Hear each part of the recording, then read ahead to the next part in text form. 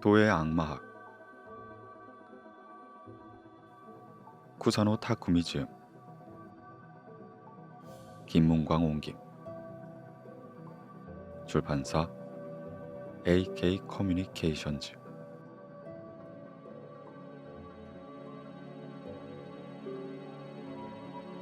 서문 1세기경 유대교를 모태로 태어난 그리스도교는 악마와 매우 관련이 깊습니다. 탄생한 그 순간부터 악마와의 싸움이 중요한 화두였죠. 구세주 예수 그리스도가 이 땅에 내려온 것도 악마와 싸우기 위해서였으니까요. 본시 악마는 유대교나 그리스도교와 같은 일신교의 종교에 있어선 불가결한 존재라고 할 수 있습니다. 다신교의 신들은 인간과 별반 다르지 않을 만큼 수도 많고 다양하기 때문에 악의 개념을 설명하는데 크게 어려움이 없습니다. 신들이 그때그때 상황에 따라 착한 일도 하고 나쁜 짓도 하기 때문이죠. 하지만 일신교는 얘기가 다릅니다. 신은 오직 하나, 유일한 존재이기 때문에 전쟁이나 질병, 살인 등 이 세상에 만연해 있는 무수한 악을 설명하긴 부족한 것이었죠. 신이 유일한 절대 선이기 위해서는 악의 논리를 설명할 절대 악의 존재가 필요한 것이었습니다. 그래서 그리스도교가 성립되기 전 유대교 시절에 악마가 태어났고 그 악마의 개념을 그리스도교가 계승한 것입니다. 이후 그리스도교는 악마와 끊임없는 싸움을 이어왔고 그런 과정 속에서 악마의 세계 또한 발달하며 다양화되었습니다. 이러한 움직임이 지금 또한 계속되고 있다고 해도 과언이 아니죠. 물론 현대의 많은 그리스도교 신자들은 악마의 존재에 대해 무감각할지도 모릅니다. 하지만 실제로 많은 그리스도교 신자들이 그 존재를 인정하고 있습니다. 1987년 당시 로마의 교황 요한 바로 2세는 다음과 같이 말했죠. 악마와의 싸움은 지금도 계속되고 있다. 악마는 이 순간도 살아있고 이 세상에서 활동하고 있다. 현대 세계에 만연한 악, 사회 혼란, 전쟁과 질병 등 모두가 원죄 때문에 생겨난 것이 아닌 사탄이 얌약하며 사악한 씨앗을 뿌려댄 결과인 것이다. 그렇다면 대체 악마란 어떤 존재일까요?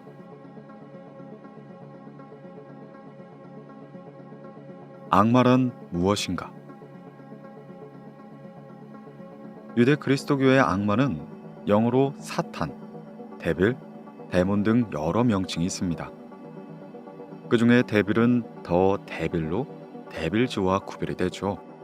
전자는 악마 중에 최고 지위에 있는 마왕을 말하며 후자는 그 밑에 있는 무수한 악마들을 가리킵니다. 어원은 그리스어의 디아볼로스이며 마태복음 등에 등장하는 더 데빌을 의미합니다. 마왕을 가리켜 사탄이라고도 하는데 이것은 본래 신을 섬기던 어느 천사를 가리키는 말이었습니다. 그가 마왕이 된 것은 분명하지만 사탄이라는 말 자체는 본시 마왕이나 악마를 의미하는 말은 아니었죠. 그저 기원전에 히브리어로 쓰였던 구약 성서가 그리스어로 번역될 때 사탄이 디아블로스로 번역되었기 때문에 사탄과 마왕이 같은 의미처럼 정착된 것입니다. 악마를 나타내는 또 하나의 말인 데몬은 그리스어의 다이몬에서 왔습니다. 이 말은 고대 그리스어로 인간의 혼백이나 나쁜 빙인형을 의미했는데 그중 나쁜 영이라는 의미만이 초기 그리스도교 신자에 의해 강조된 것이었죠. 그래서 데몬은 데빌즈와 마찬가지로 마왕의 부하라는 개념이 되었으며 때로는 악령이나 악귀로 번역되곤 했습니다. 이들 중 사탄과 더 데빌이 가장 중요합니다. 이것은 단순히 마왕이라는 의미만이 아닌 악이 인격화한 존재로서 신의 적대자이며 악의 근원인 것이죠. 데몬과 같은 존재는 세계 어디에나 있지만 사탄이나 더 데빌은 다릅니다. 이것은 일신교의 세계에만 등장하는 독특한 존재로서 일신교에서 신은 완전 무결한 선한 존재이고자 하는데 그러려면 아무래도 이 세상에 존재하는 악을 설명한 원리가 필요한 것이었죠. 그래서 신에 대한 적대 개념이자 악의 근원으로서 악마가 태어난 것입니다. 신이 절대적인 존재라면 악마는 존재 자체가 허락되지 않을 테지만, 그럼에도 불구하고 악마 없이는 신 또한 존재할 수 없는 것이죠.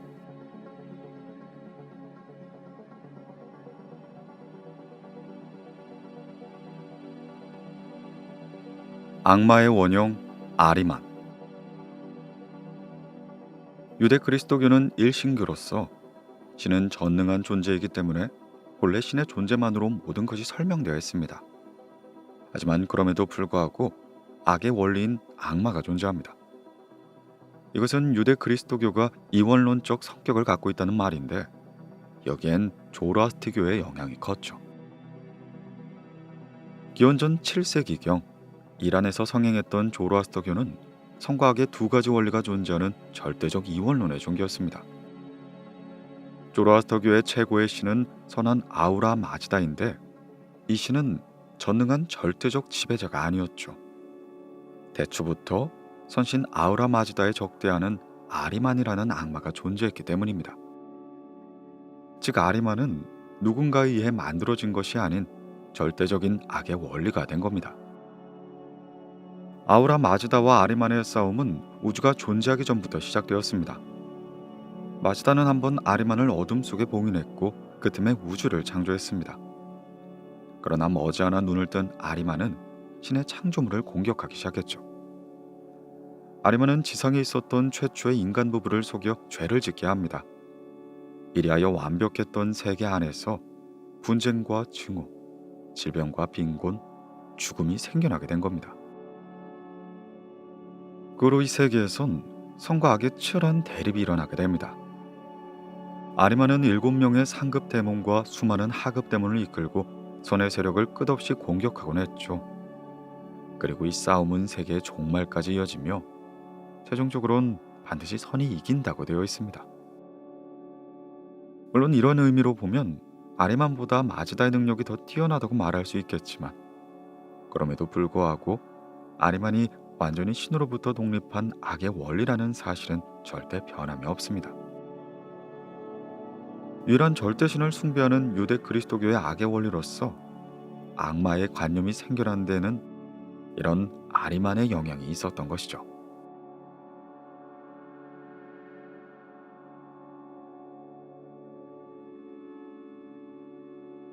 마왕 사탄. 사탄은 모든 악마를 지배하는 유일한 대마왕으로 이 세상에 존재하는 모든 악의 근원이라 할 수 있습니다. 완전히 그런 건 아니지만 사탄의 행동은 신의 구속에 벗어나는 듯 보이며 그 능력 또한 신에 필적하는 듯 하죠. 그리고 이 세상의 종말이 올 때까지 악의 군단을 이끌고 선의 천사가 이끄는 선의 군단과 투쟁을 펼치는 것입니다. 그러나 이 사탄 역시도 역사적으로 보면 처음부터 악마계의 대마왕은 아니었습니다. 기원전 5, 6세기경 성립된 구약 성서 욥기를 한번 보겠습니다. 이 이야기에서 사탄은 신앙심 깊은 욥이라는 남자에게 많은 시련을 부과하는 자로 등장합니다. 욥은 가족과 재산을 잃고 자신도 병에 걸리는 등 사탄 때문에 가혹한 꼴을 당하게 되죠. 하지만 여기서 간과해서는 안 되는 점은 사탄이 자기 멋대로 그렇게 한 것이 아니라는 점입니다. 사탄은 그 모든 행동을 하기 전에 미리 신의 허락을 받았죠. 즉 사탄은 신의 명령으로 온 세계를 돌아다니는 사자의 하나이자 신의 궁궐의 일원으로 나옵니다. 그리고 그랬던 것이 기원 후에 성립된 신약 성서 안에서는 완전히 악마를 이끄는 마왕으로 변모합니다. 대체 어떻게 된 것일까요? 실은 욥기부터 신약 성서에 이르는 동안 유대교의 세계에서는 묵시 문학을 포함해 현재의 신구약 성서에 포함되어 있지 않은 많은 문서들이 기술되었습니다. 그리고 그 안에 사탄과 아자젤, 마스테마, 벨리알, 사타나엘, 미사엘, 세미아자 등 다양한 이름을 가진 마왕의 이야기가 언급되었던 것이죠. 하지만 마왕은 하나면 충분하기 때문에 이들 악마들의 이야기는 모두 하나로 융합되기 시작합니다. 그리하여 사탄이 선택되게 된 것이죠. 따라서 사탄은 여러 악마가 융합된 장대하고 복잡한 내용을 가진 마왕이라 할 수 있겠습니다.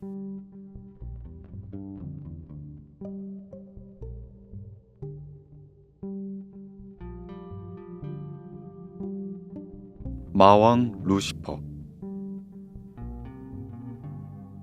루시퍼는 예로부터 사탄과 동일시되어 온 악마입니다. 하지만 본래 루시퍼는 사탄이기는커녕 악마도 천사도 아니었죠. 구약 성서 이사야서엔 다음과 같은 일절이 있습니다. 너 아침의 아들 계명성이여 어찌 그리 하늘에서 떨어졌으며 너 열국을 엎은 자여 어찌 그리 땅에 찍혔는고. 여기에 있는 아침의 아들 계명성은 히브리 말로 헬렌 베샤하르인데 그것이 라틴어로 번역된 것이 루시펄, 빛을 가져오는 자가 됩니다. 이것이 성서전에 루시퍼가 등장하는 유일한 장면인데요. 문제는 이 일절을 통해 작자가 무엇을 말하고자 하는가이죠. 실은 이 말은 야망을 쫓다 파멸한 바빌로니아의 왕 느부갓네살 2세를 의미하는 말이었습니다. 하지만 후대의 사람들은 이 일절을 한 천사의 타락을 의미하는 것으로 해석하고 천계에 있던 루시퍼가 타락하여 악마가 된 것이라고 받아들인 것이죠. 예를 들어 누가복음 10장 18절엔 이런 구절이 있습니다. 예수께서 이르시되 사탄이 하늘로부터 번개같이 떨어지는 걸 내가 보았노라. 이러한 성서의 기술과 그 외 묵시문서의 기술 등을 통해 2세기 전반의 교부 오니네게스가 처음으로 루시퍼 사탄설을 주장합니다. 그리고 5세기에는 성 아우구스티누스도 그것을 인정하게 되죠. 그리하여 몇몇 교부들의 고찰로 말미암아 루시퍼가 완성되었던 것입니다. 그것에 따르면 루시퍼는 본래 선한 천사로 세라프에 속하는 가장 높은 천사였습니다. 하지만 자신이 최고라 생각하는 오만죄를 범함에 하늘에서 쫓겨나 사탄이라 불리게 된 것이죠. 또한 루시퍼는 추락할 때 많은 동료 천사들을 끌고 내려갔는데 그리하여 중세 후기에 들어서 루시퍼의 이름이 사탄만큼이나 일반적으로 사용하게 된 겁니다.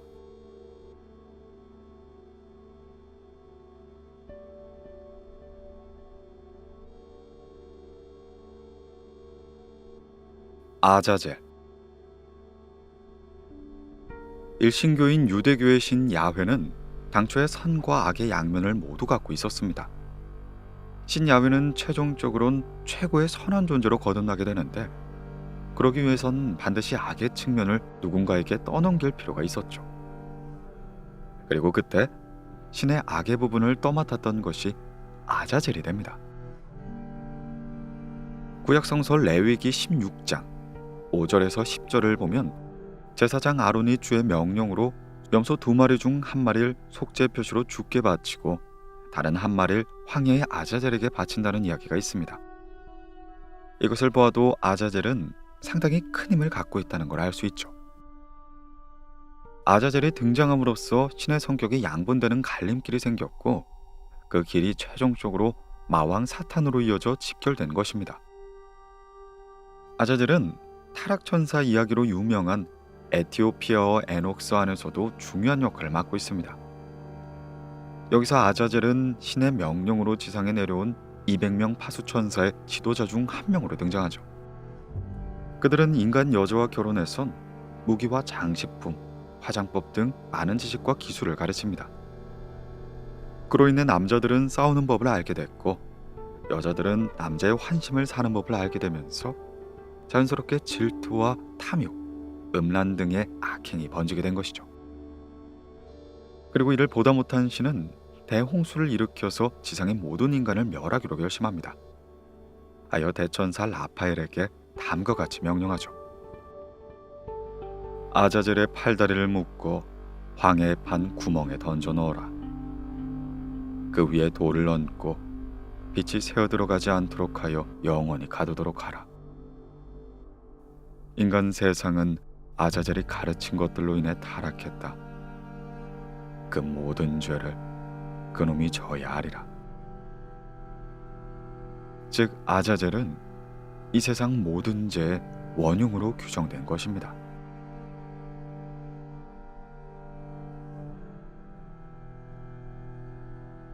마스테마. 사탄이 이끄는 악마 군단은 이 세상 어느 곳이든 출현하여 마음껏 인간을 유린합니다. 그렇다면 대체 사탄은 언제 그런 권리를 손에 넣었던 것일까요? 이 점에 대해서 가장 공적이 큰 것이 바로 악마 마스테마가 됩니다. 마스테마의 활약상은 기원전 2세기 후반에 성립된 구약성서 외전 요벨서에 수록되어 있습니다. 그에 따르면 노아의 방주로 유명한 노아 시대에 나쁜 천사들은 인간을 현혹시켜 멸망시키려고 한 적이 있었습니다. 그리고 그를 본 신은 분노하여 그 천사들을 지옥에 떨어뜨리려고 결심하죠. 그때 마스테마가 신을 찾아와 다음과 같이 호소했습니다. 창조주시여, 그들 중 몇 명을 저에게 남겨주시길 간청하옵니다. 그들을 제 수하로 삼아 제가 명하는 대로 그들이 행하도록 이끌고 싶사옵니다. 그들은 제 결정에 따라 인간을 타락시키거나 멸망시키거나 현혹시키거나 할 것이옵니다. 이 간청을 신이 허락하게 되면서 90%의 악령이 지옥에 떨어졌지만 남은 10분의 1은 권리를 받아낸 마왕 마스테마 밑에 남아 마음껏 인간 세상에 악행을 뿌리게 된 것입니다. 또한 마스테마는 아자젤과 마찬가지로 신의 악한 면을 이어받는 역할도 맡았습니다. 신은 이스라엘 민족의 족장 아브라함에게 아들을 제물로 바치도록 명하기도 하고 출애굽기의 영웅 모세의 목숨을 노리기도 하는 등 이스라엘 민족이 이해하기 어려운 짓들을 몇 번이나 한 바가 있는데 이것이 요벨서에서는 모두 마스테마의 소행으로 되었던 것이었죠.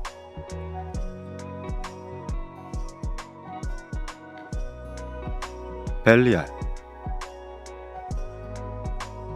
유대교의 신 야훼는 이 세계의 유일 신이자 모든 것의 근원이 됩니다. 따라서 이 세상에 선과 악이란 두 개의 원리가 있다는 사실은 결국 인정할 수 없는 것이 되었죠. 그런데 기원전 2세기 후반부터 기원 후 1세기에 걸쳐 상황은 급속도로 변하기 시작합니다. 그 당시 에세네파라는 유대교의 일파가 이란의 조로아스터교의 영향을 받아 선과 악의 대립이라는 지극히 이원론적인 사상을 끌어들여온 것이죠. 이러한 이야기와 사상은 사해 문서라 불리는 에세네파가 남긴 성서와 관련된 다수의 문서들을 통해 알 수가 있습니다. 그에 따르면 유대교의 신은 분명 유일신이지만 이 세계의 빛의 길과 어둠의 길을 만들었다고 하죠. 전서와 인간은 반드시 이들 중 어느 한 길을 선택하지 않으면 안 됐으며 두 개의 진영은 이 세상이 종말될 때까지 끊임없는 싸움을 계속해야 하는 운명이었던 것입니다. 이 최후의 전쟁에 관해서는 빛의 아들들과 어둠의 아들들의 싸움이라는 제목 문서에 자세히 나와 있는데요. 그것은 40년이나 계속되는 대전쟁으로 양 진영 모두가 3번씩 우위와 열세를 반복한다는 격렬한 내용이 되죠. 이렇게 에세네파는 빛의 군단과 거의 대등하게 싸울 수 있을 정도로 강력한 어둠의 군단을 부여하고 있는데 여기서 중요한 것이 이 군단을 이끄는 어둠의 천사가 바로 벨리알이라는 점입니다. 즉 벨리알이란 그 정도로 강력한 악을 초래하는 악마이자 마왕이자 악의 근원이 된 것이죠.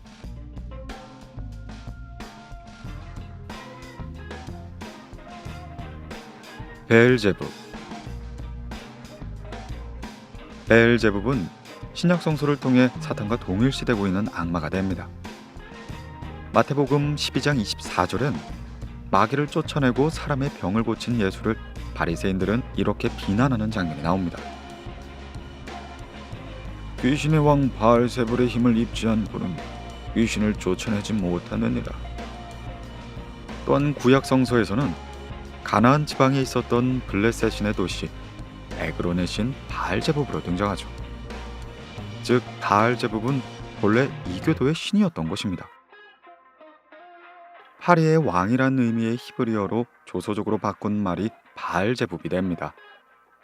이리하여 이교의 신 베엘제붑이나 바알제붑으로 불리는 악마가 된 것이죠. 파리의 왕이라는 말 뜻은 아주 그렇게 터무니없는 말도 아닙니다. 고대 그리스에서 최고의 신 제우스를 아표모이우스로 숭배하곤 했는데요. 아퓨모이오스란 파리를 기피하는 자란 말이 됩니다. 당시에 파리는 병을 초래하는 것으로 유명하기 때문이었죠. 신약성서 이후 그리무와르의 선조라고 할 수 있는 솔로몬 왕의 유언에 베알제붑은 악령의 지배자로 등장하기 시작합니다. 신약성서 외전 니고데모 복음서는 예수가 지옥을 내려가 과거의 위인들을 해방시켜주는 내용인데, 여기에서도 지옥의 왕인 사탄과 동일시된 것이죠. 또한 단테의 신곡 지옥편에서는 악령의 우두머리를 가리켜 평소엔 루시퍼라 불리는데, 때때론 사탄이나 베엘제붑이라 칭한다 말합니다. 밀턴의 실라곤에서는 베엘제붑은 사탄에 필적하는 악의 힘을 가진 존재로 지옥의 서열 제2위의 악마로 언급되곤 하죠. 이렇듯 신약 성서 시대의 사탄과 동일시되었던 베엘제붑은 이후로도 내내 최강의 악마로 존재해왔던 것입니다.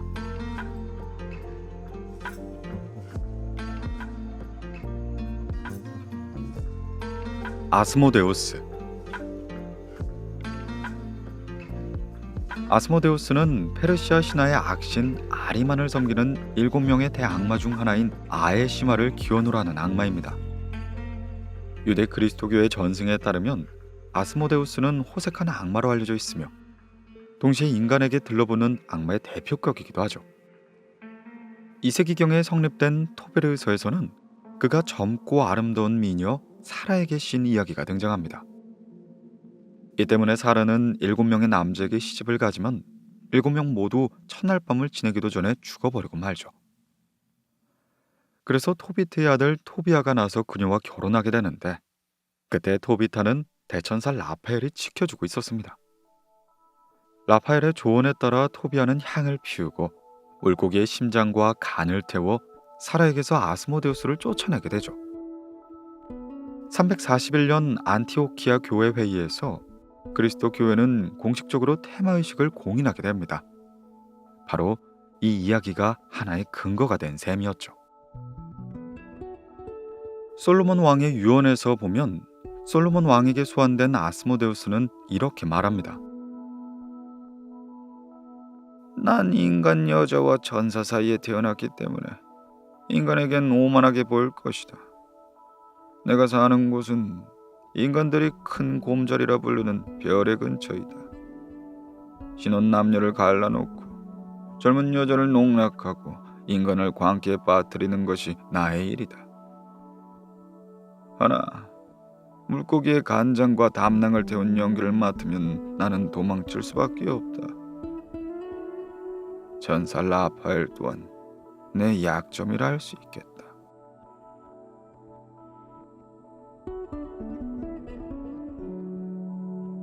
사마엘, 아담과 이브를 타락시킨 악마.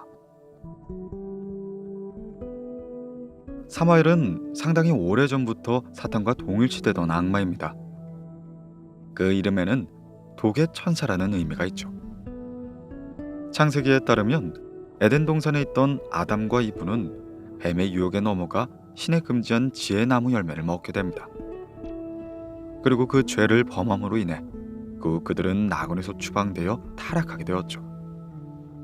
그런데 신약성서 외전 그리스어 바루크 계시록에서는 에덴 동산에 있었던 건 포도나무이며 그것을 심은 것이 천사 사마엘로 되어 있습니다. 신이 포도나무와 사마엘을 저주하자 사마엘은 질투에 미쳐 뱀으로 둔갑하여 아담을 속인 것이었죠. 물론 어떻게 속였는지에 대한 내용이 확실히 나와 있지 않지만 아무래도 아담과 이브에게 포도주 맛을 알게 한 것으로 보입니다. 그래서 아담과 이브는 낙원에서 추방을 당하게 되었으며 사마엘 또한 사탄이 되게 된 것이죠. 영지주의적인 나그 한마디 문서에는 사마엘은 단순한 악마를 초월한 존재로 등장합니다. 예를 들어 요한 외경에서는 사마엘을 악으로 찬 이 세상을 만든 악마 얄다바오스의 별명 중 하나로 언급하고 있죠. 즉 사마엘이 단순한 악마가 아닌 사악한 세상의 창조자란 것입니다. 3세기 무렵부터 등장하는 유대교의 전설과 교훈 이야기에서 악마는 사탄보다 사마엘이라 불리는 경우가 더 많았습니다. 그는 날개는 12개, 눈이 전신을 덮고 있으며 어떤 모습으로 둔갑할 수 있게 되었다 말했죠. 이런 언급으로만 봐도 사마엘은 악마계의 최고의 악마이며 사탄과 동급인 거물이라는 걸 알 수 있습니다.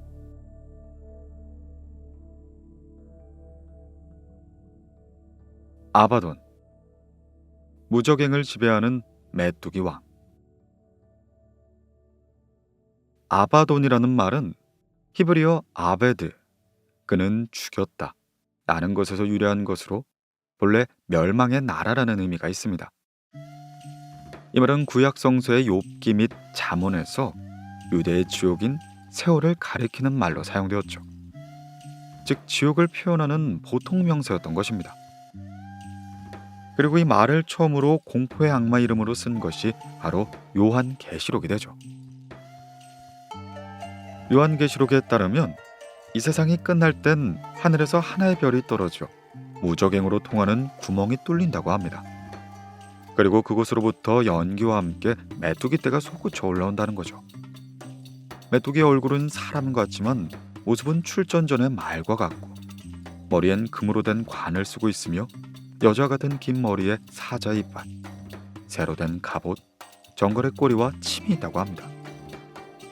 그리고 전체가 내달리는 듯한 날개 소리와 함께 날아다니면서 신에게 선택받지 못한 사람들에게 독침을 찔러 괴롭힌다는 것입니다. 또한 계시록은 이렇게 말하고 있습니다. 메뚜기는 무적행의 사자를 왕으로 모시고 있다.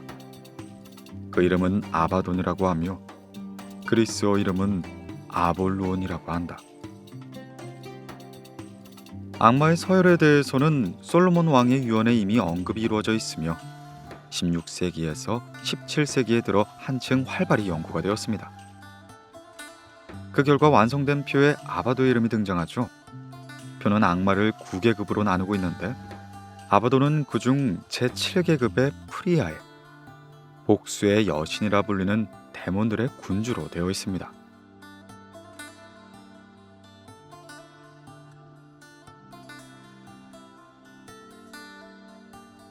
타락천사. 그리스도교의 원리로 볼 때 악마는 모두 타락천사가 됩니다. 그렇다면 타락천사는 대체 무엇이며 그들은 왜 타락을 했어야만 했을까요? 이에 에티오피아 에녹서에서는 이렇게 말합니다. 지상의 인간들의 수가 점점 늘기 시작하면서 그 중에 아름다운 여자들이 태어났다. 그것을 보고 마음에 끌린 200명의 천사들이 아자젤 등 20명의 지도자를 따라 지상으로 내려와 각각 아내를 얻게 된다. 그리고 아이들이 태어났는데 그것은 신장이 약 1500m나 되는 거인들로 식량을 마구 먹어치워 인간들을 어렵게 만들었다. 천사들은 또한 인간들에게 무기 제조법과 연금술, 화장법, 마법 등 다양한 지식과 기술을 전수했다. 이 때문에 여자들은 남자를 유혹하는 법을, 남자들은 싸우는 법을 알게 되면서 인간들은 크게 타락하게 된다. 이것을 본 신은 마침내 대홍수를 일으켜 지상의 생물들을 모두 멸망시키기로 결심한다.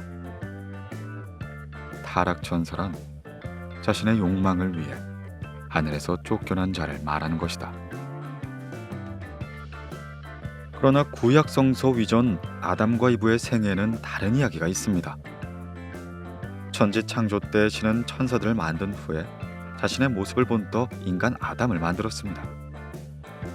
그러나 자존심이 센 사탄은 자기보다 열등하고 또 나중에 만들어진 걸 숭배할 수 없다고 반발했죠. 다독이는 천사 미카엘에게 사탄이 말합니다. 신이 노하신다면 하늘의 별보다 위에 놓고 가장 높으신 분과 어깨를 견주는 존재가 되겠노라.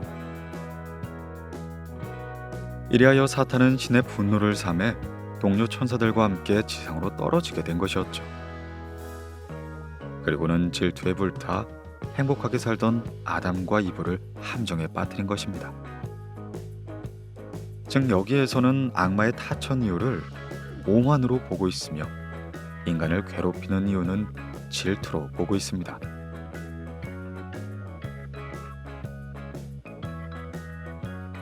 계시록의 괴수. 계시록의 괴수는 영어로는 흔히 더 비스트로 표기하게 됩니다. 성서를 더 북이라 하는 것과 같죠. 이 계시록의 괴수가 악마학적으로 중요한 이유는 그것이 종말이 다가왔을 때 출현하는 사탄의 대리자이기 때문입니다. 요한 계시록에 1000개에 추방당한 사탄은 7개의 머리와 10개의 뿔을 갖고 그 머리에 7개의 관을 쓴 빨갛고 큰 용으로 표현되어 있습니다. 한편 계시록의 괴수는 10개의 뿔과 7개의 머리를 갖고 있으며 뿔마다 왕관이 얹혀져 있다고 표현되죠. 계시록의 괴수의 몸은 표범을 닮았고 다리는 곰, 입은 사자와 같다고 되어 있는데 머리와 뿔의 수등이 사탄의 드래곤과 꼭 닮아 있습니다. 따라서 그것이 사탄의 유사체라는 걸 알 수 있습니다. 또한 계시록의 괴수는 이마에 신을 모독하는 이름이 기록되어 있다고 하는데 그 이름이 바로 악마의 숫자인 666이 됩니다. 이 무서운 짐승이 종말이 다가왔을 때 42개월 동안 지상에 군림한다는 것이죠.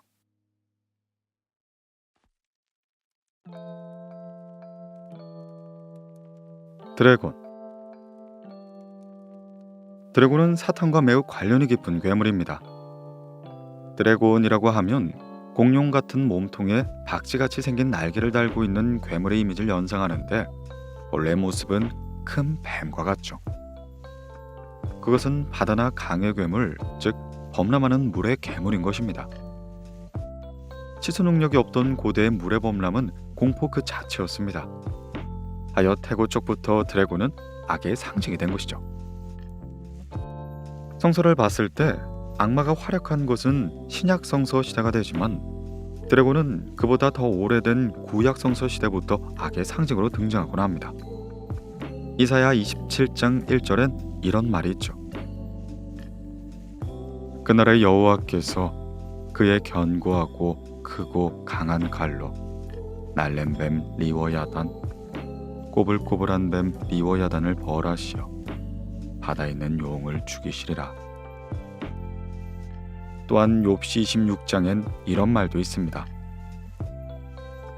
그는 권능으로 바다를 잠잠케 하시며 지혜로 라합을 쳐서 파하셨네. 그 신으로 하늘을 단장하시고 손으로 날랜 뱀을 찌르시나니. 이렇듯 드래곤은 예로부터 악의 상징이었기 때문에 신약 성서의 요한계시록에 사탄이 갑자기 용의 모습으로 나타났다고 해도 조금도 이상한 일이 아닙니다. 하여 요한계시록엔 이렇게 등장하죠. 하늘에 전쟁이 있으니 미카엘과 그의 사자들이 용과 더불어 싸울세. 용과 그의 사자들도 싸우나 이기지 못하여 다시 하늘에서 그들이 있는 곳을 얻지 못한지라. 그 용이 내쫓기니 곧 마귀라고도 하고 사탄이라고도 하며 온 천하를 꿰는 자라. 그가 땅으로 내쫓기니 그의 사자들도 그와 함께 내쫓기라.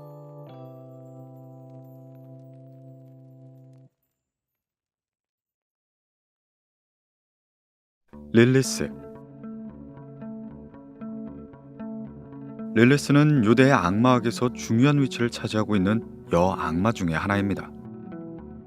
구약 성서 이사야서에는 34장 14절에 다음과 같은 구절이 있죠.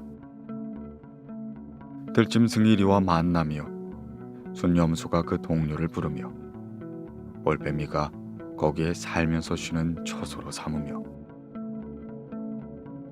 여기서 말하는 올빼미가 밤의 마녀이며 이것이 곧 릴리스가 됩니다. 그녀는 본래 릴리투라는 메소포타미아의 악령으로서 밤이 되면 목마가 되어 남자를 덮치거나 피를 빨아먹는다고 하죠. 이 릴리투가 유대의 전승에 흡수되어 아담의 전처 릴리스가 된 것인데 이것은 창세기 내용의 모순과 관계가 있습니다. 창세기 1장을 보면 신은 자신의 형태를 따 인간의 남자와 여자를 창조했다고 되어 있죠.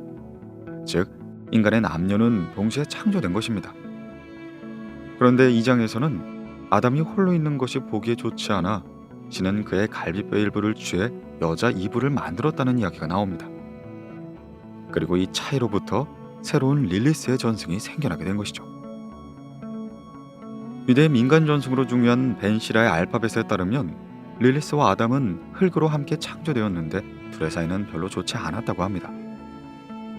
릴리스가 성행위 때 여성의 아래에 눕는 죄를 싫어했던 것이었는데 그래서 그는 홍해로 도망치게 된 것이죠. 세 명의 천사가 뒤를 쫓아가 설득을 해봤지만 그녀는 돌아가지 않았습니다. 그리고 그녀는 악마 사마엘의 아내가 됩니다. 매력적인 나체를 가졌지만 하반신은 뱀이었다고 전해지고 있죠. 또한 이슬람교 전승에서는 릴리스가 사탄과 동침하여 악령친을 낳았다고 되어 있습니다. 즉 그녀는 아담과 헤어진 후에 마왕 사탄의 아내가 되었다는 것이죠. 그리스도교 악마학에서는 그녀는 악마를 섬기는 마녀로 되어 있으며 여악마 서큐버스로서 이 세상에 종말이 오는 그 순간까지 끊임없이 남자를 탐하는 존재입니다.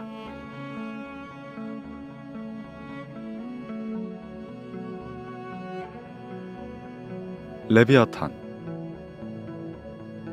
레비아탄은 성서에 유래한 악마로 성서 안에서 레비아탄은 사탄에 필적하는 악의 상징으로 등장합니다. 고대 가나안인들이 숭배했던 풍요의 신 바알은 원초의 뱀 로탄을 쓰러뜨리게 되죠. 이 로탄이 성서에 흡수되어 레비아탄이 된 것입니다. 성서엔 이렇게 적혀 있습니다. 그것이 일어나면 용사라도 두려워하며 달아나리라. 칼이 그에게 꽂혀도 소용이 없고 창이나 투창이나 화살도 꽂히지 못하는구나. 레비아탄에 대해 욥기엔 이런 기술이 있습니다. 그것의 입에서는 횃불이 나오고 불꽃이 튀어나오며 그것의 콧구멍에선 연기가 나오니 마치 갈대를 태울 때의 솥이 끓는 것과 같구나. 그의 입김은 숯불을 지피며 그 입은 불길을 뿜는구나. 그야말로 지옥의 분위기인 거죠. 그 때문에 12세기부터 등장하는 회화에서는 레비안의 입이 지옥의 입구로 표현되기도 합니다.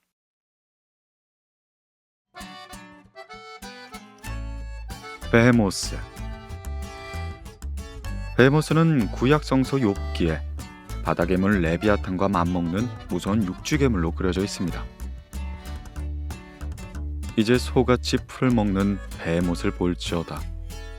내가 너를 지은 것과 같이 그것도 지었느니라. 그것의 힘은 허리에 있고 그 뚝심은 배의 힘줄에 있고 그것이 꼬리치는 것은 백향몽이 흔들리는 것 같고 그 널적다리 힘줄은 서로 얽혀 있으며 그 뼈는 녹광과 같다. 그 뼈는 쇠막대기 같으니 그것은 하나님이 만드신 것 중 으뜸이라. 그것을 지으신 이가 자기의 칼을 가져오길 바라노라. 구약 성서 위전 제4 에즈라서에 따르면 신은 천지 창조 때 베헤모스와 레비아탄을 함께 탄생시켰다고 합니다. 그러나 둘 다 모두 거대한 상태여서 함께 살 수가 없었으므로 베헤모스를 육지로 올린 것이었죠. 성서에서 베헤모스를 하마 같은 모습을 했는데 배가 불룩한 코끼리의 모습으로 그려지는 경우도 있습니다. 또한 악마를 7개의 큰 죄에 대비한 빈스펠트는 폭식의 악마로 베엘제붑의 이름을 들고 있는데 많은 악마학자들은 이 베헤모스야말로 진정으로 혹은 폭식을 유도하는 악마로 보고 있죠.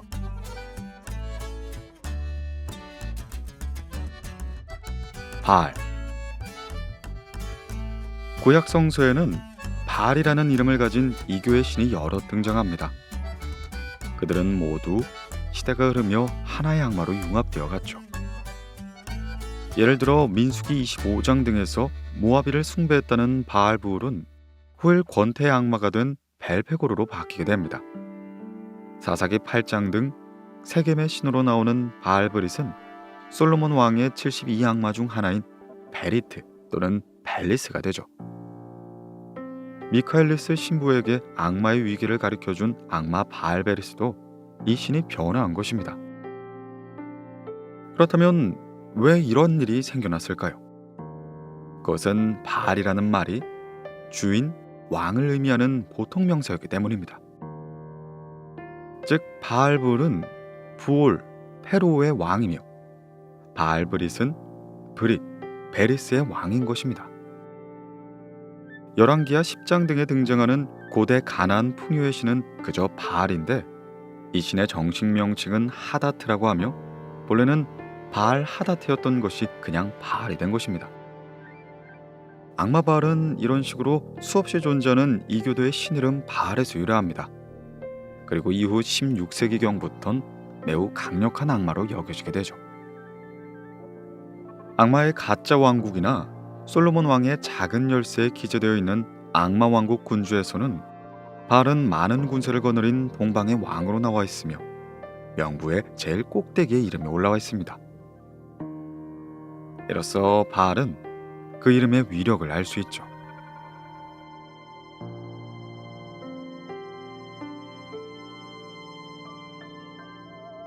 그리무아르.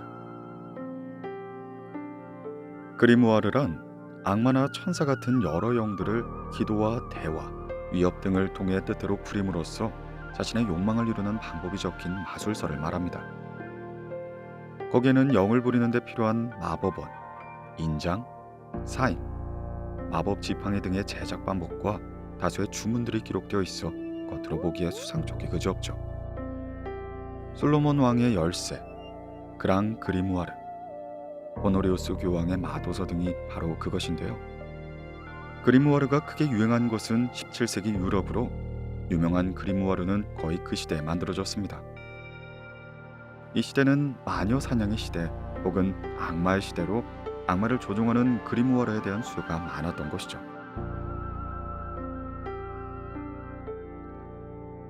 솔로몬 왕의 작은 열쇠. 일명 레메게톤이라고 하는 솔로몬 왕의 작은 열쇠는 17세기 프랑스에서 제작된 마도서입니다. 책에는 솔로몬 왕이 만든 거라고 적혀 있지만 사실로 생각하기엔 다소 무리가 있죠. 이 마도서 안에서 유명한 것이 고에티아라는 제목이 붙은 제1장 때문입니다. 그 안에는 지옥 왕국의 상급 직책을 가진 72형, 즉 유명한 솔로몬 왕의 72 악마에 대해 그려져 있는데요. 그들의 지위와 능력과 소환 방법 등 자세한 설명이 수록되어 있죠. 솔로몬 왕과 72 악마 관계에 대해서는 다음과 같은 전설이 있습니다. 솔로몬 왕이 악마를 부린 것은 유명한 얘기지만 그는 마지막에 악마를 모두 노새 항아리에 가두고 봉인하여 깊은 호수에 가라앉히게 된 것이죠.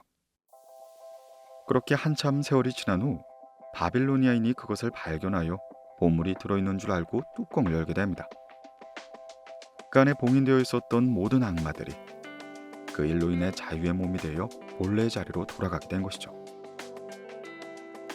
그렇게 하여 지옥으로 돌아온 악마들을 소환하고 자신의 소원을 이루기 위해 이용하는 마술서인 솔로몬 왕의 작은 열쇠가 만들어지게 된 것이죠.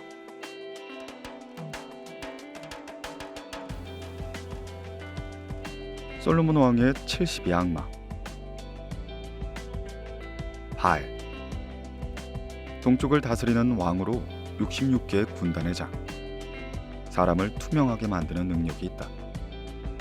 그가 출현할 때는 고양이나 두꺼비, 사람의 모습으로 둔갑하는데 한 번에 이들 세 가지의 모습을 취할 때도 있다. 아라게스. 동쪽 권력에 속하며 31개의 군단을 거느린다. 온한 백발 노인의 모습이며 악마에 올라타 주먹에 큰 독수리를 얹은 채 나타난다. 그는 모든 언어를 가르칠 수 있고 권위를 빼앗고 지진을 일으키는 능력이 있다. 바사고. 26개 군단의 장. 아라게스와 같은 본성을 갖고 있으며 성격이 좁고 과거와 미래의 일을 맞출 수가 있다. 삼익이나 또는 가미진. 작은 말이나 나귀의 모습으로 출현하는데 술자가 요구하면 사람의 모습이 된다.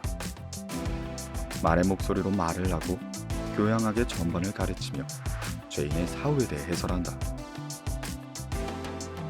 마르바스.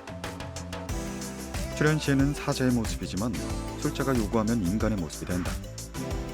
숨겨진 비밀을 가르쳐주고 기계공학에 대한 지혜와 지식을 준다. 발레포르, 나귀의 머리를 가진 사자의 모습으로 나타난다. 좋은 사형마도 되지만 도둑질을 하도록 사람을 꼬드기도 한다. 아몬, 뱀 꼬리를 가진 늑대의 모습으로 불을 뿜으며 출현한다. 술자가 명령하면 까마귀의 머리를 가진 인간의 모습이 된다. 과거와 미래의 모든 것을 말해주고 친구 사이의 불화를 초래하거나 화해를 시켜주기도 한다. 바르바토스, 태양이 사수자에 있을 때 대군단을 이끈 4명의 고귀한 왕을 동반하고 출현한다. 새 소리나 그 외의 생물의 모든 소리를 알아들을 수 있게 해주고 마술로 숨겨진 보물을 찾게 된다.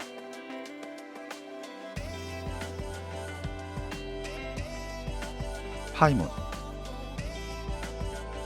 많은 영두로 심벌 등을 울리면서 등장하는데 영광의 광을 쓰고 외홍 나타를 타고 있다.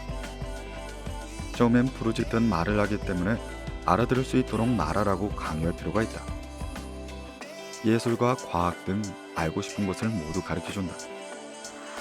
사람에게 위협을 가하거나 모두가 복종하도록 해주고 좋은 사형마도 제공해준다. 부에르, 태양이 사수자에 있을 때 사수자와 같은 켄타우로스의 모습으로 출현한다. 철학과 윤리학, 자연학, 논리학, 약초학을 가르쳐준다. 급성 열병을 고치고 사형말을 제공해준다. 구시온, 개의 머리를 가진 인간의 모습으로 등장한다.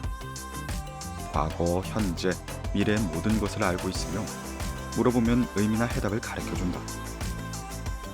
우정을 이어주고 누구에게나 명예와 위엄을 부여준다. 시트리, 표범의 머리와 그리폰의 날개가 있는 모습으로 출현한다. 솔자가 명령하면 아름다운 인간의 모습이 된다. 이성의 사랑을 얻게 해주고 사람을 나체로 만들 수가 있다. 벨레스, 푸르스름한 말을 타고 출현한다. 꽤나 무서운 모습으로 출현하기 때문에 용기를 갖고 마법 지팡이로 명령할 것을 요구한다. 또한 술자는 왼손 가운데 손가락에 은색 반지를 끼고 정중히 그에게 경의를 표하며 대해야 한다. 그는 사람에게 애정을 일으키게 하는 능력이 있다. 렐라이카, 녹색의 사냥복을 입고 활과 활통을 맨 모습으로 출현한다. 싸움을 일으키고 화살에 맞은 상처를 곪게 하는 능력이 있다. 엘리고스, 창과 궁기와 뱀을 들고 기사의 모습으로 출현한다.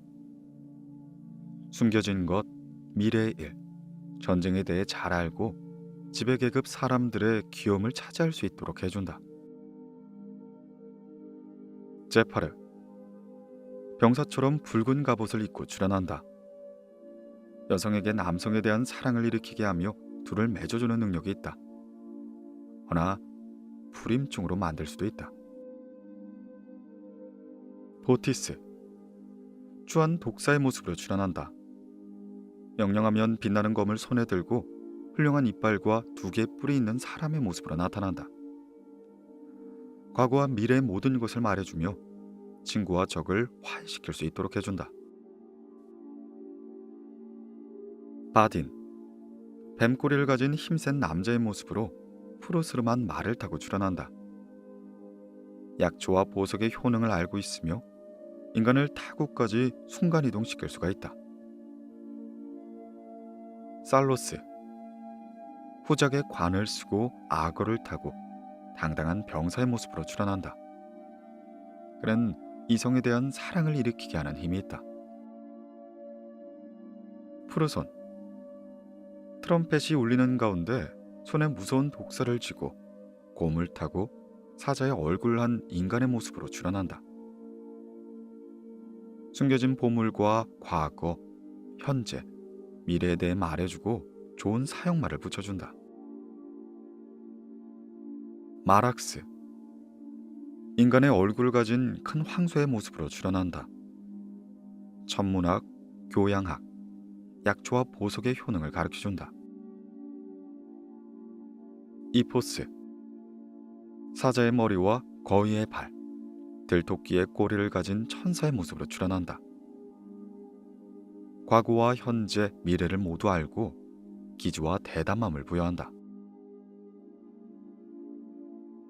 아임, 아름다운 사람의 몸에 세 개의 머리를 가진 모습으로 출연한다. 뱀의 머리와 이마인 별 두 개가 있는 사람 머리, 송아지의 머리가 바로 그것이다. 손에 든 횃불로 큰 화재를 일으킬 수 있으며 사람을 똑똑하게 하고 개인적인 문제를 해결해 줄 수 있다. 나베리우스, 검은 학의 모습으로 출연하며 쉰 소리로 말을 한다. 기에 과학, 수사학에 재능을 주며 실추한 위엄과 명예를 되찾아준다. 글라시아 라블라스, 그리폰 같은 날개를 단 모습으로 나타난다. 모든 기회와 과학에 대해 가르쳐주고 친구와 적으로 사랑을 받게 해주고 사람을 투명하게 만들어준다. 그러나 유혈과 살인의 대가이기도 하다. 분해, 세 개의 머리를 가진 드래곤의 모습으로 출연하며 높고 깨끗한 목소리로 말한다. 사람을 부자로 만들어주고 똑똑하고 말도 잘하게 해주며 요구에 정확히 대응한다. 로노베, 괴물의 모습으로 출연한다. 수사학과 언어의 지식을 전수해주고 친구나 적으로부터 호감을 얻을 수 있게 도와준다. 페리스, 빨간 옷, 빨간 말, 금관을 쓴 병사의 모습으로 출연하며 맑고 부드러운 목소리로 말한다. 비금속을 금으로 바꿔주고 남들로부터 확고한 위엄을 얻게 해준다. 아스타로스, 오른손엔 독사를 쥐고 드래곤같이 생긴 지옥개수를 탄 천사의 모습으로 출연한다. 그가 가까이 왔을 때 입냄새가 매우 역하다. 포르네우스, 거대한 바다 괴물의 모습으로 출연한다. 친구로부터 사랑받듯이 적으로부터 사랑받게 해준다. 포라스, 강한 남자의 모습으로 출연하며 약초와 보석의 효능 등을 가르쳐준다. 투명인간으로 만들어줄 수 있고 장수와 웅변의 능력을 준다. 아스모다이, 황소, 사람, 수양의 세 개의 머리와 뱀 꼬리가 있는 모습으로 지옥의 드래곤을 타고 나타난다. 그는 미덕의 반지를 주고 산술과 천문학, 기하학, 공예를 완벽하게 가르쳐준다. 사람을 눈에 보이지 않게 할 수 있고 보물의 위치를 가르쳐주기도 한다. 가프, 태양이 남쪽 궁에 있을 때 4명의 위대하고 강력한 왕을 이끌고 인간의 모습으로 출연한다. 사람을 무감각하고 무지하게 만드는 능력이 있다. 사랑과 증오의 감정을 일으키게 하거나 사람을 다른 왕국으로 순간이동시킬 수가 있다. 푸르푸르, 불타는 꼬리를 가진 빨간 숫사슴의 모습으로 출연한다. 남녀의 사랑을 격렬하게 만들어주고 번개와 벼락, 돌풍과 태풍을 일으킨다. 마스코사아스, 그리폰의 날개와 뱀 꼬리를 가진 늑대의 모습으로 출연하는데 술자의 명령으로 인해 사람의 모습으로 변한다. 스톨로스, 강대한 까마귀의 모습으로 출연했다가 나중엔 사람의 모습으로 변한다. 페넥스, 페닉스의 모습으로 출연하며 목소리는 어린애와 같다. 그는 멋진 시인이며 인간이 염원하는 소원 역시 기꺼이 들어준다. 할파스, 야생 비둘기의 모습으로 출연하며 신소리로 말한다. 탑을 세우고 무기 탄약을 준비하고 병사를 적재적소에 배치하는 능력을 가졌다. 말파스, 까마귀의 모습으로 출연한다. 집이나 높은 탑을 짓고 적들의 소원과 생각, 행동들을 알려준다. 라움, 까마귀의 모습으로 출연한다. 왕궁에서 보물을 훔쳐다가 지정한 장소로 가져다 준다. 마을을 파괴하고 사람의 위험을 흠집내며 친구와 적 간의 사랑을 싹트게 해준다. 포칼로르, 그리폰의 날개가 있는 사람의 모습으로 출연한다. 바람과 바다를 조종하여 사람을 빠져 죽게 하며 배를 전복시키는 힘이 있다. 베파르, 인어의 모습으로 출연하며 물의 지배자로서 무기와 갑옷, 탄약을 실은 배를 끌어주게 된다. 상처를 곪게 하거나 구더기를 들끓게 하거나 하여 사람을 사흘 만에 죽일 수가 있다.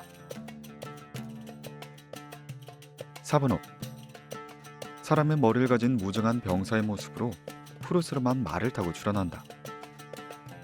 높은 탑과 성, 말을 만들고 무장시키는 힘이 있다.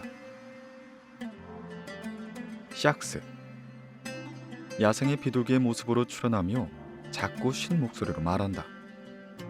사람에게서 시각, 청각, 이해력을 빼앗는 능력이 있다. 비네, 사자의 모습으로 검은 말을 탄 채 손에는 독사를 들고 출연한다. 거석의 벽을 파괴하거나 태풍을 일으키거나 바다를 뒤집는 능력이 있다. 비프론, 괴물의 모습으로 출연하며 시체를 바꾸거나 다른 장소로 이동시켜 줄 수 있다. 부활, 억세 보이는 외옥 낙타의 모습으로 출연하고 명령하면 사람의 모습이 된다. 그는 불완전한 이집트어로 말하며 여성의 사랑을 얻게 해주고 적과 아군 모두로부터 우정을 얻게 해준다. 하겐티, 그리폰의 날개를 가진 황소의 모습으로 출연하며 사람을 똑똑하게 해주고 물질의 변성수를 가르친다. 그는 비금속을 금으로, 물을 와인으로, 와인을 물로 바꿀 수 있다. 크로셀, 천사의 모습으로 출연하며 숨겨진 신비를 밝히고 샘물을 온수로 바꿀 수가 있다. 푸르카스, 긴 턱수염과 회색 두 발을 기른 심하게 늙은 노인의 모습으로 출연한다. 철학과 수사학, 논리학, 손금, 불점을 완벽하게 가르쳐준다. 발람, 사람과 황소, 쇠양의 세 개의 머리와 뱀 꼬리, 불타는 눈을 갖고 있다. 사람을 투명하게 하거나 기지에 넘치게 만드는 능력이 있다. 알로세스, 새빨간 사자의 얼굴, 불타는 눈을 가진 병사의 모습으로 나타난다. 카임, 티티새의 모습으로 출연했다가 뾰족한 검을 가진 사람의 모습이 된다. 그는 뛰어난 논쟁가로서 새와 개 등 동물의 우는 소리부터 물소리의 의미까지 알아들을 수 있는 거대한 소통 능력을 부여한다. 무르무르, 트럼펫을 울리는 시종을 앞세워 공적의 관을 쓴 전사의 모습으로 그리폰을 타고 출연한다. 망자의 혼을 억지로 출연시켜 질문에 대답할 수 있게 해준다. 오로바스, 말의 모습으로 출연한 후 명령을 하면 사람의 모습이 된다. 신과 세계 창조에 대해 가르쳐준다. 그레모리, 허리에 후작 부인의 관을 차고는 아름다운 여성의 모습으로 출연한다. 나이를 불문하고 여성에게 사랑받도록 해준다.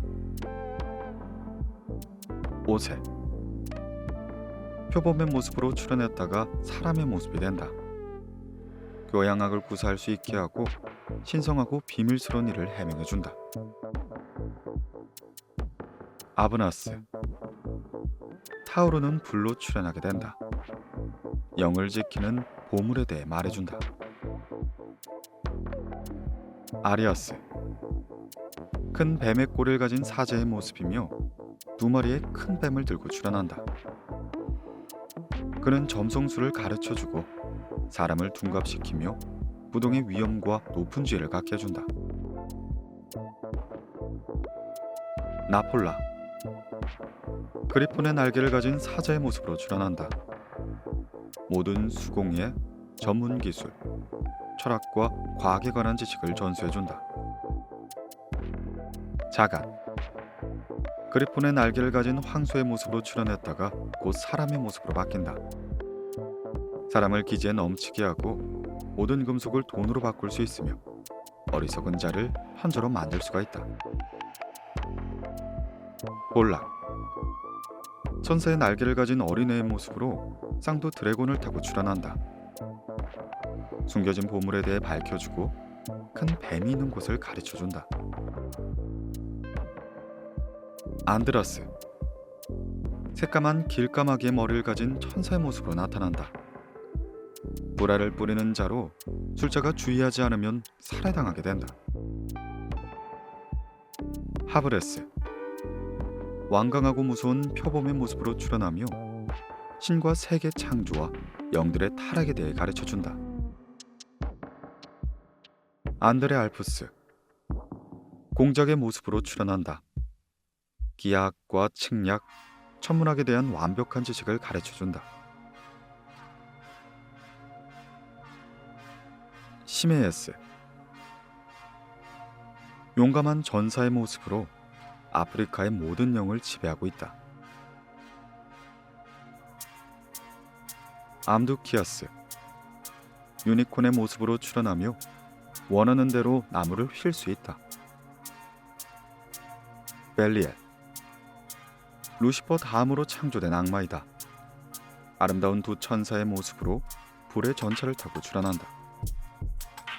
성직과 의원의 지위를 갖도록 해주며 친구나 적으로부터 호감을 얻도록 해준다.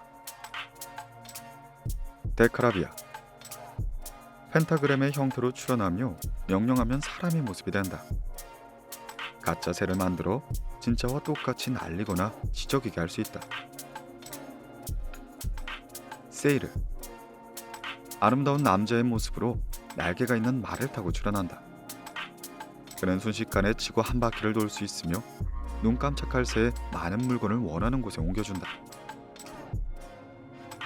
단탈리온, 많은 남녀 얼굴이 있는 사람의 모습으로 오른손에 책을 들고 출현한다.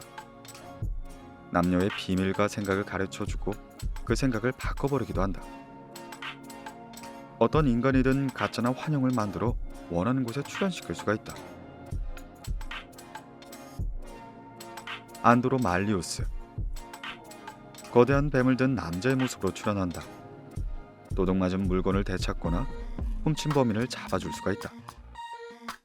그는 악행이나 음모를 까발리고 악인들을 벌하며 숨겨진 보물을 찾아줄 수도 있다.